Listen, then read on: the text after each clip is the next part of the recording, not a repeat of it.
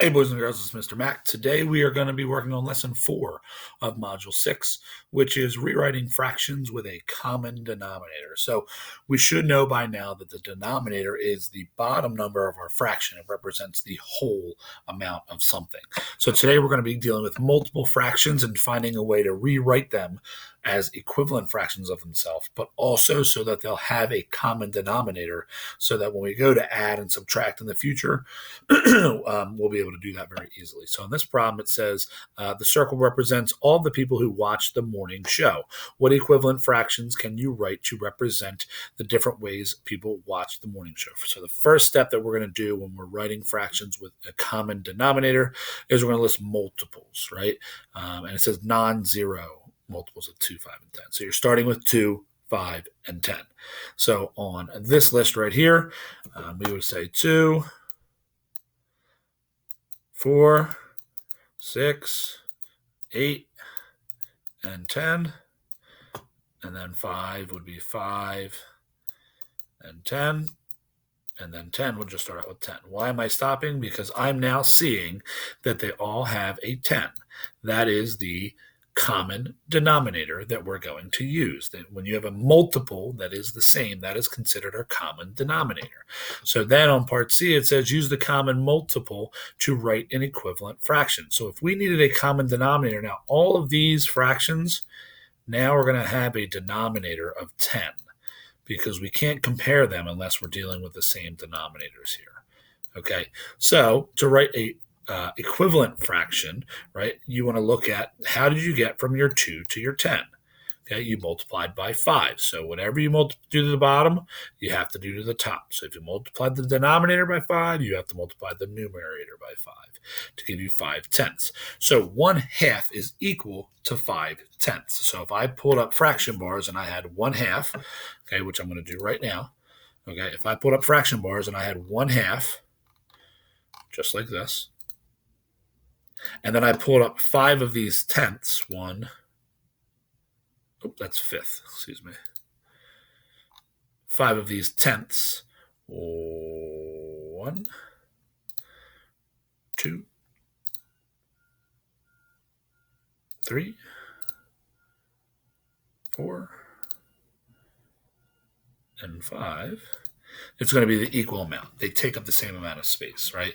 So same idea with 2/5 comparing to the tenths as well. If I moved 5/10 here, 5 to get to 10 is times 2, so I multiply the numerator by 2 and I get 4.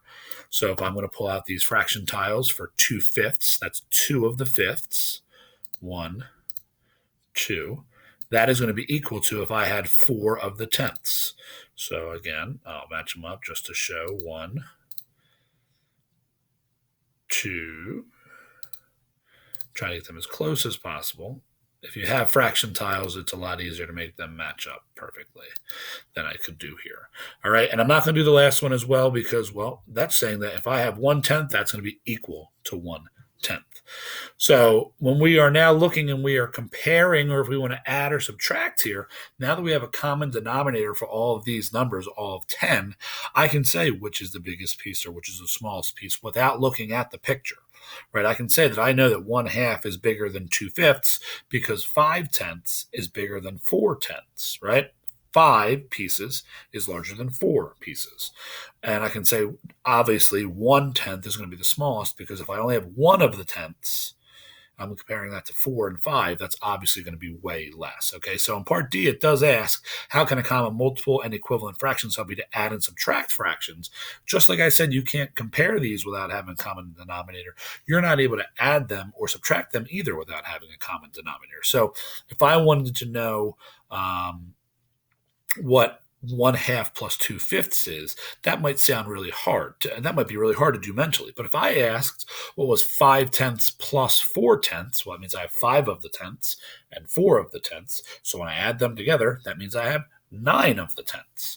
Or if I wanted to say how much bigger is 4/10 compared to 1/10, well, I would be subtracting. I had 4/10.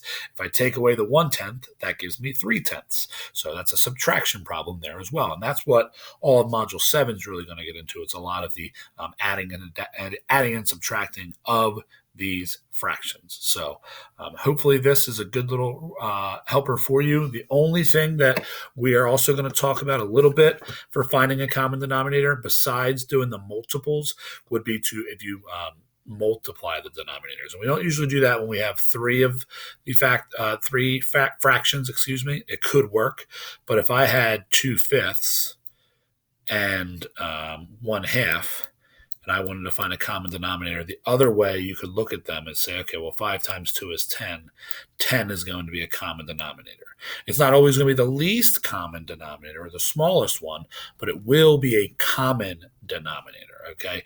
So there are more than just one common denominator for 2, 5, and 10. If I kept listing multiples, I would find that 20 is also a common denominator because 20 is a common multiple of 2, 5, and 10.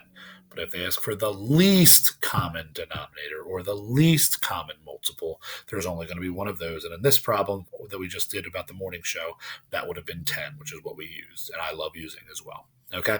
Hopefully this will help you wrap up Module 6 and even lead you into Module 7 as well. All right. Take care, guys.